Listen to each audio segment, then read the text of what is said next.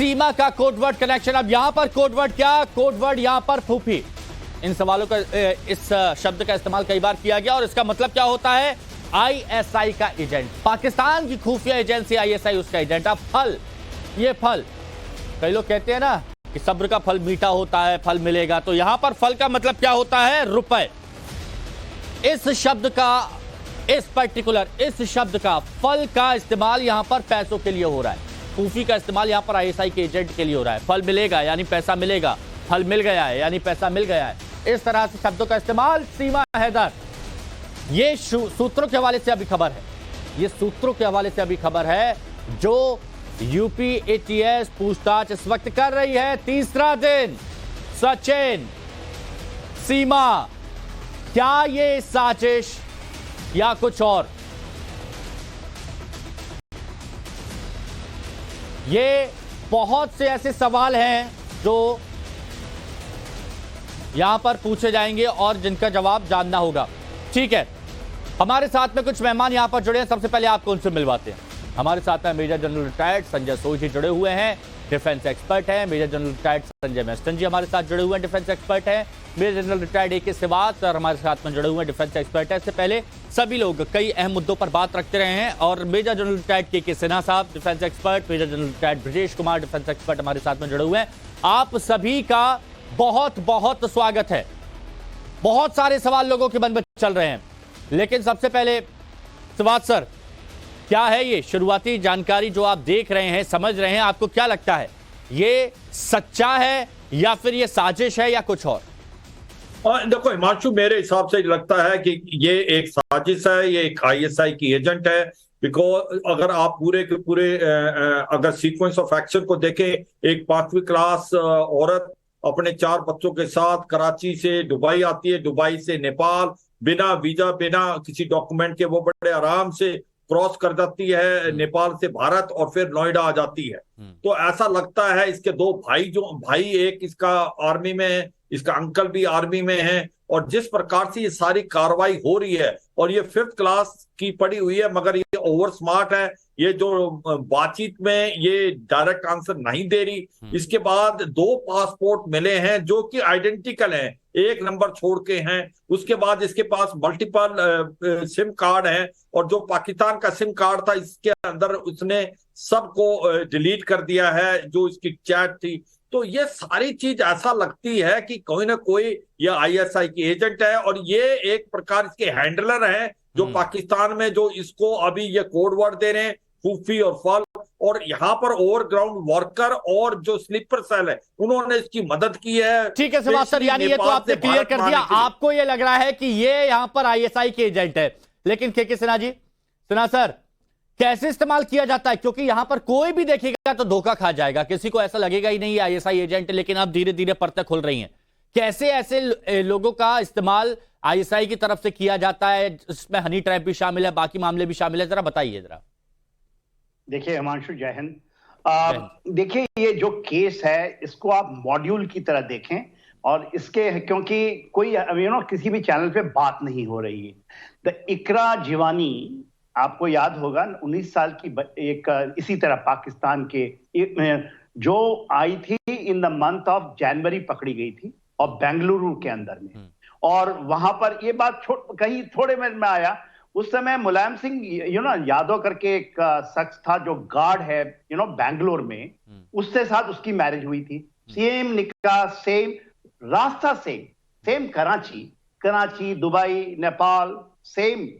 उस समय उसको डिपोर्ट कर दिया गया, और जल्दी में डिपोर्ट कर दिया गया, और फॉरेन रीजनल रजिस्ट्रेशन ऑफिसर, और केस भी नहीं चला।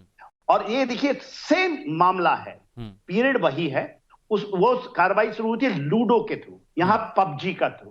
तो ये गेमिंग का जो है उसमें लूडो का एब्सोल्युटली सेम पैटर्न। मैं भी उस समय बहुत डिटेल में उसको गया था और देख रहा था कि क्या है। तो मुझे यह लगता था कि ये कुछ जल्दबाजी में काम हो रहा है, ये मॉड्यूल को ब्रेक नहीं कर रहे हैं। और सेम पबजी है, उस समय लूडो था। 19 साल की बच्ची थी, सेम सिंदूर लगाना, हाथ में चूड़ियां पहनना, आपके तुलसी के ऊपर में जल डालना, तो ये एक इसके 3-4 एंगल्स हैं, इसको समझने की चेष्टा कीजिए। और ये आपका एक पैटर्न है जो डेवलप हुआ है, और मुझे कोई शक नहीं ये और भाई भोले भाले जो हमारे पबजी हैं, जिनके सोच विचार नहीं है, इनको टारगेटेड है।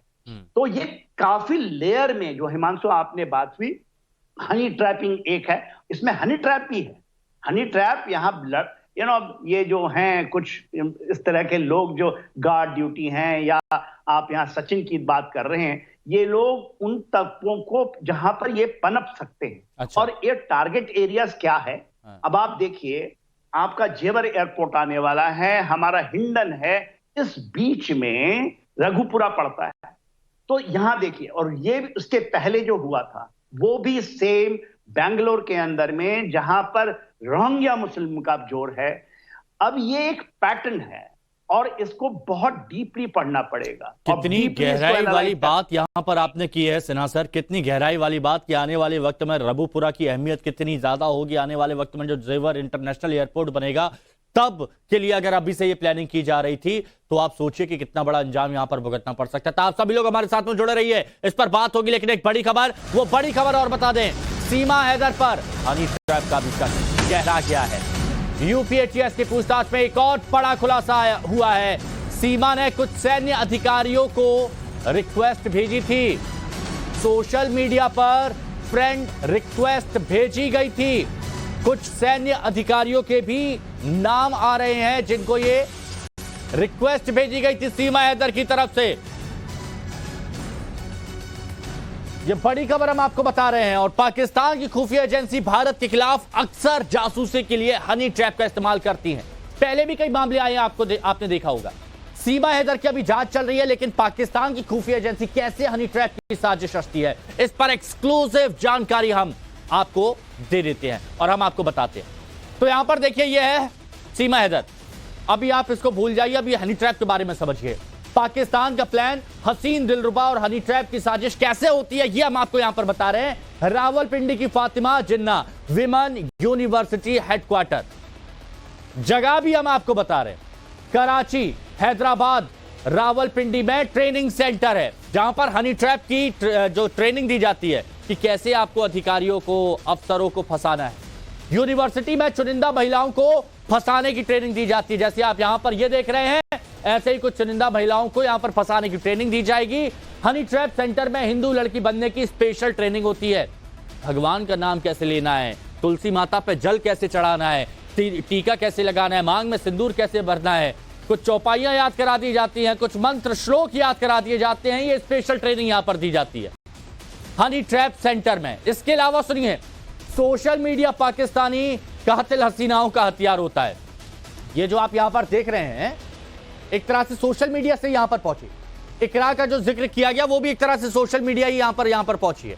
इंस्टाग्राम, फेसबुक, ट्विटर, इनके जरिए ये जुड़ाव होता है, दोस्ती बढ़ाई जाती है, बातचीत की जाती है। पहले कहा जाता है कि हम तो फ्रेंडली नेबर हैं, पड़ोसी हैं, और फिर बातचीत का सिलसिला आगे बढ़ता है, फिर करीब आते हैं, क्लोज आते हैं, और फिर बोलते हैं कि हम तुमसे मिलने आ रहे हैं, जैसे कि ये चली आई अपनी 4 बच्चों के साथ। हथियार क्या होता है?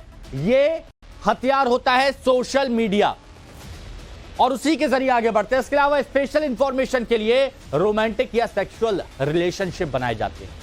जब भरोसा जीत लिया जाता है बातचीत करते हुए, उसके बाद ये रोमांटिक कन्वर्सेशन चलते हैं। जाल में फंसाने के लिए व्हाट्सएप, फेसबुक का इस्तेमाल होता है। इंडियन सोल्जर, साइंटिस्ट, गरीब लोगों को भी निशाने पर यहां पर बनाया जाता है। अब ये सारी चीज हमने यहां पर आपको बताई है ताकि आप बेहतर तरीके से समझ सके। अब हम इस पर बात करेंगे। मेजर जनरल संजय सोई हमारे साथ में जुड़े हुए हैं। सोई सर, जो डिटेल अभी मैंने आपको दी, जो मामले सामने यहां पर आए, जो सिन्हा जी ने भी बताया, जो यहां पर सिवाज जी ने भी बताया, इकरा का जिक्र किया गया, इन सब को जोड़ते हुए कितनी गहरी साजिश, बताइए।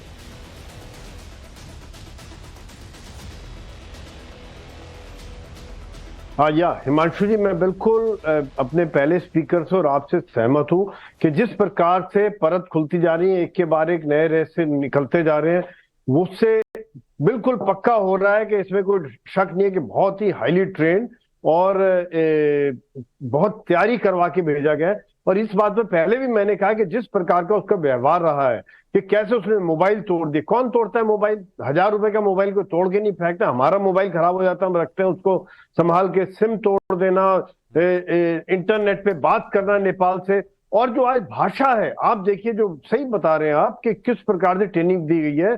भाषा इतनी होनी, ठीक ठाक होनी, उनके बच्चों की भाषा।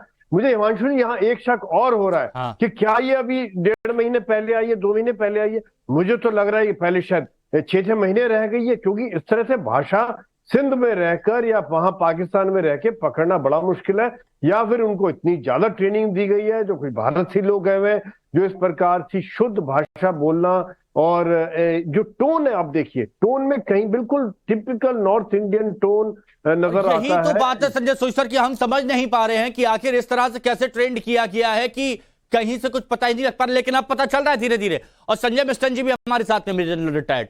मिस्टन सर, एक बात बताइए, इससे पहले हमने देखे हनी ट्रैप के मामले, जहां पर डिफेंस सेक्टर से जुड़े अधिकारियों को निशाना बनाया जाता था, लेकिन अब सचिन जैसे एक शख्स को टारगेट करने के पीछे क्या मंशा आपको नजर आ रही है? देखिए, मंशा बहुत साफ है। ये पाकिस्तान आईएसआई का एक स्ट्रेटेजिक गेम प्लान है, इसमें कोई शक नहीं है। एक लेडी को ट्रेन करना, उसको इंडक्ट करना, सबसे बड़ी एक चीज यहाँ पर ये आती है कि नेपाल के जरिए वो जब आई है, हमारे इंडिया के बॉर्डर के अंदर घुसी कैसे है। सारा वहां पर एक सीमा, मतलब सशस्त्र सीमा बल डिप्लॉयड रहती है। उसकी तकरीबन 73 बटालियंस हैं जो डिप्लॉयड हैं, और पूरे नेपाल बॉर्डर को गार्ड करती है, सिलीगुड़ी तक आगे भी। मेरे को समझ में नहीं आता है कि एक लेडी 4 बच्चों के साथ हमारी सीमा को कैसे पार कर गई है, सवाल ये उठता है। और इसमें जो आपने अभी एक सवाल उठाया है कि क्या कुछ हमारे भी लोग शामिल होते हैं, ऑफिसर्स वगैरह, पॉसिबल है। और जो संजय सोई जी ने भी बोला है कि देखिए, पहले भी आ चुकी होगी, क्योंकि नेपाल और इंडिया का बॉर्डर बहुत पोरस है, और पाकिस्तान आईएसआई ने काफी हद तक टेररिस्ट, अफगानी टेररिस्ट, वो रूट भेजा। मैं अफगानिस्तान में था, मेरे को ये रूट पता है, और ये अभी तक वहां पर मेरे को समझ में नहीं आता है ये जो फोर्स है हमारी सशस्त्र सीमा बल, वो कर क्या रही है। आपने कभी सुना है कि भारतीय सेना जो लाइन ऑफ कंट्रोल में डिप्लॉयड है, वहां ये ऐसा होता है? तो ये एक बड़ा सवाल उठता है। और आईएसआई का पास इतना पैसा है कि वो ये जो कुछ एजेंट्स होते हैं उनको खिलाने में और ये लेडी को पार कराने में, पूरा सिंडिकेट भी यहां पर काम करता है, ये भी हम यहां पर कह सकते हैं। मेजर जनरल ब्रजेश कुमार जी भी हमारे साथ में। ब्रजेश कुमार सर, ये बताइए, हमने स्लीपर सेल देखे, हमने यहां पर हनी ट्रैप वाले मामले देखे, हमने यहां पर ये देखे कि बड़े बड़े जासूसों को यहां पर भेजा जाता है, लेकिन ऐसे आम चेहरे बनाए जाते हैं, इसके पीछे की वजह आपको क्या लगती है, और ये कितना बड़ा सिंडिकेट है? हिमांशु जी, ये जो आप हमारे बाकी सहयोगी कह रहे हैं, उस बात में काफी दम है के बीच में। कंटिन्यू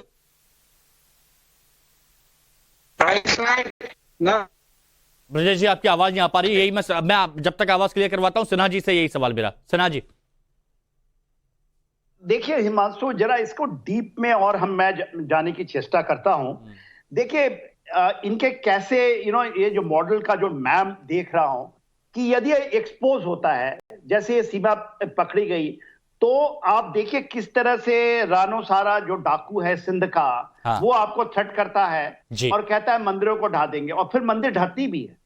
यदि मारी माता टेम्पल जो कि कराची में है, और कराची में बुलडोजर लगाते हैं, उसके अंदर डिगर लगाते हैं, और वहां के एडमिनिस्ट्रेशन उसमें शामिल होता है, और वो थ्रेट के बाद आती है।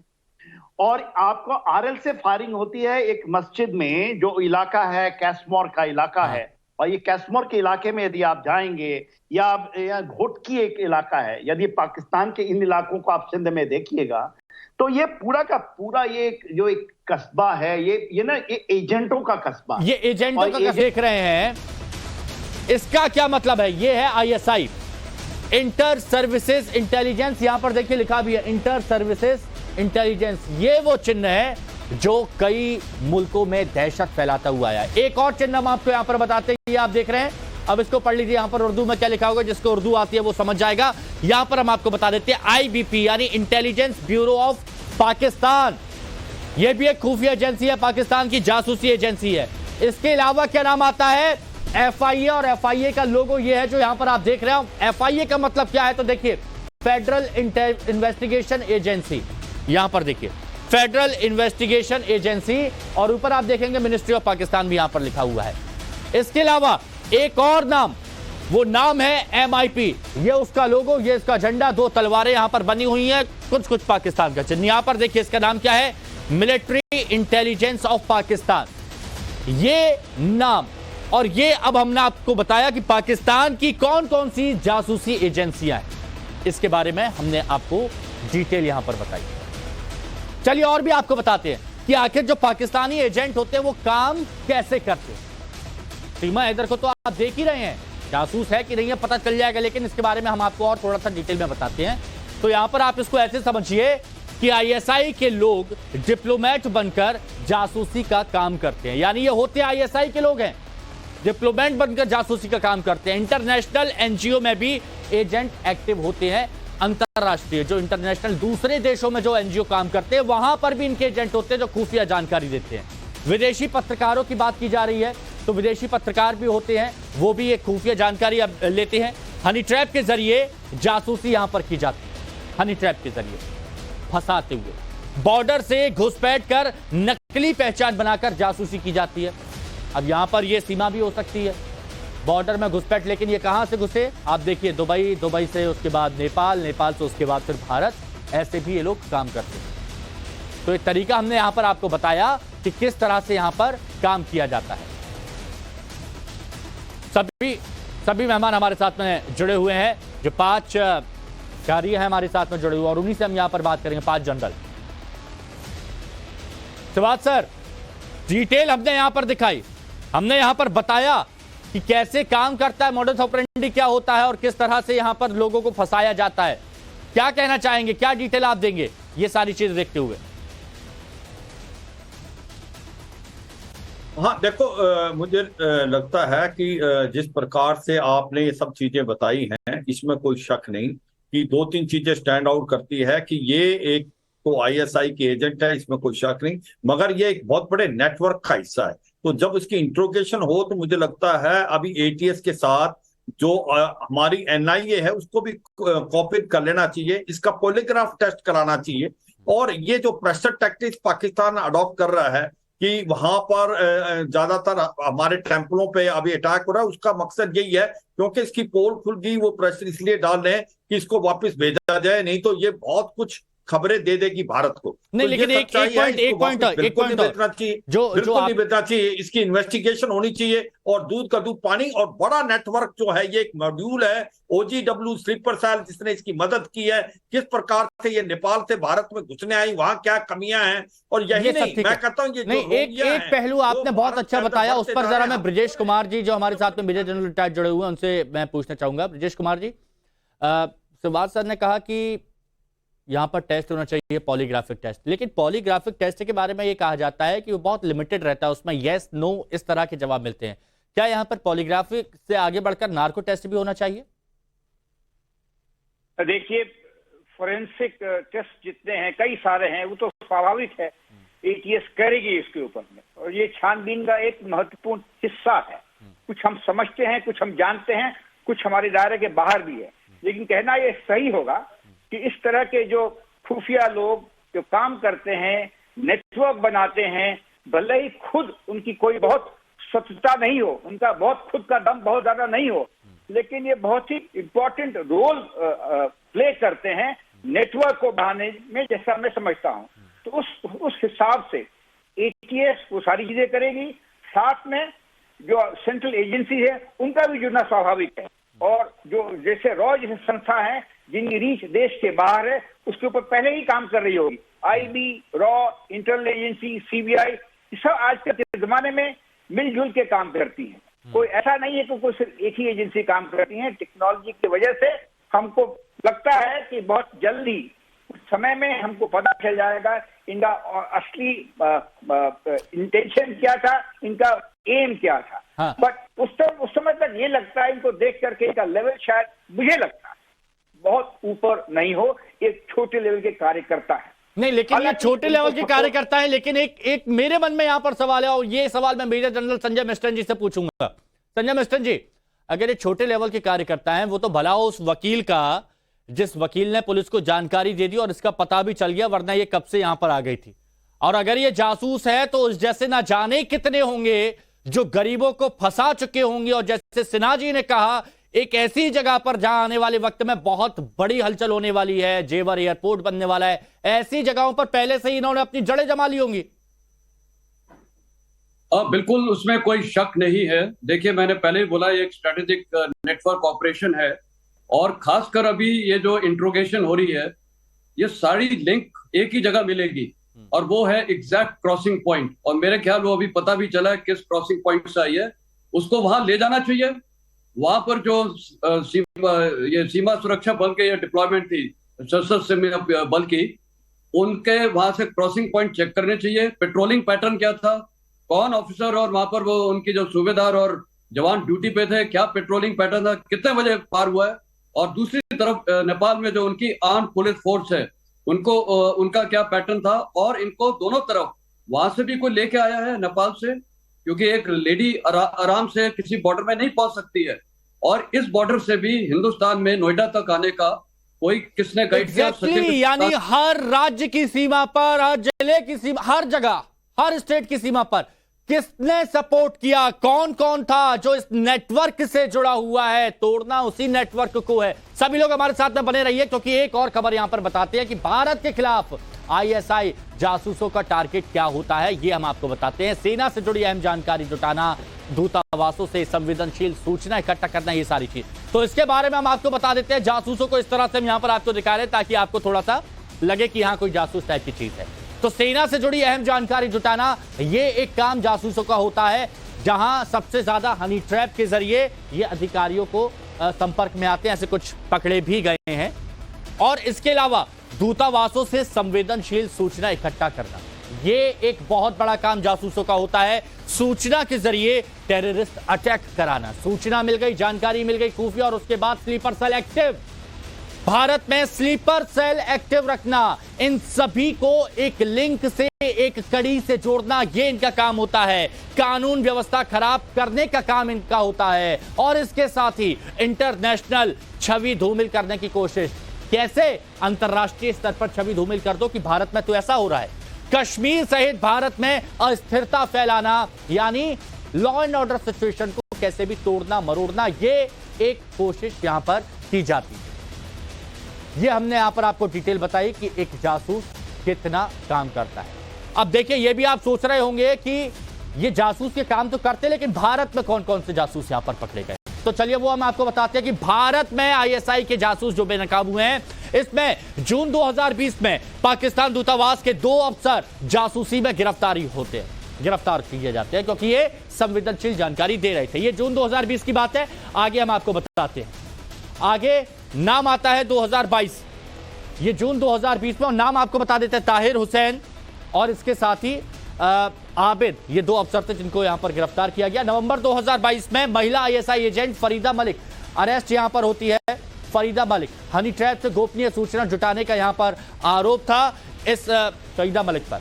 दिसंबर 2022 में क्या, महाराष्ट्र के सूतर से आईएसआई एजेंट हामिद गिरफ्तार किया जाता है। जासूसी के लिए आईएसआई से 75,000 रुपए लिए थे। मार्च 2023 के बारे में बात आपको बताते हैं। मार्च 2023 में राजस्थान से 4 पाकिस्तानी आईएसआई एजेंट पकड़े गए, गोपनीय सूचना भेजने और हनी ट्रैप का इन पर आरोप था। हनी ट्रैप का आरोप, हुस्न के जाल में फंसाना। जुलाई 2023 के बारे में आपको बताते हैं। उत्तर प्रदेश में आईएसआई के 3 एजेंट, जिनमें नाम रिजवान, सद्दाम और रईस अरेस्ट हुए। सेना से जुड़ी अहम जानकारी ये जुटा रहे थे, गिरफ्तार कर लिए गए। ये सारी जानकारी यहां पर आपको हमने बताई। संजय सोई जी हमारे साथ में। संजय सोई जी, ये बताइए, ये सारे जासूस काम कैसे करते हैं, ये हमने यहां पर बता दिया, लेकिन ये कितना खतरनाक नेटवर्क यहां पर हो सकता है, क्योंकि इतनी सारी जगहों को डिकोड करते हुए यहां पर पहुंचना, ये बहुत बड़ी चीज है। अब इसको कैसे टैकल करना चाहिए, क्या कार्रवाई होनी चाहिए? नहीं, बिल्कुल हिमांशु जी, ये जो बात आप कह रहे हैं ये काफी समय से चल रहा है। इनफैक्ट अभी की बात नहीं है, बहुत ज्यादा समय से ये लोग इनका काम जारी है, आईएसआई और बाकी इंटेलिजेंस एजेंसीज का, कि स्लीपर सेल क्रिएट करना, डिफेंस ऑफिसर्स को टारगेट करना, साइंटिस्ट को टारगेट करना, जो हमारे डिप्लोमेट्स हैं उनको टारगेट करना, जहां पर भी उनको कोई खबर मिल सकती है।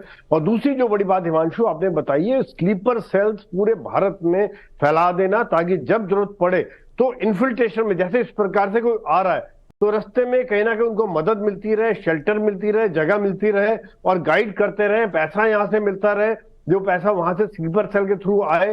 तो ये सब मदद फिर धीरे धीरे एक चेन बढ़ती जाती है, आगे बढ़ता जाता है, और उनको मालूम है कि आपने वहां जगह पे उसको मिलना है, आपने उधर उसको मिलना है, वहां से आपको इतना पैसा मिलेगा, ये आपको उससे मिलवाएगा।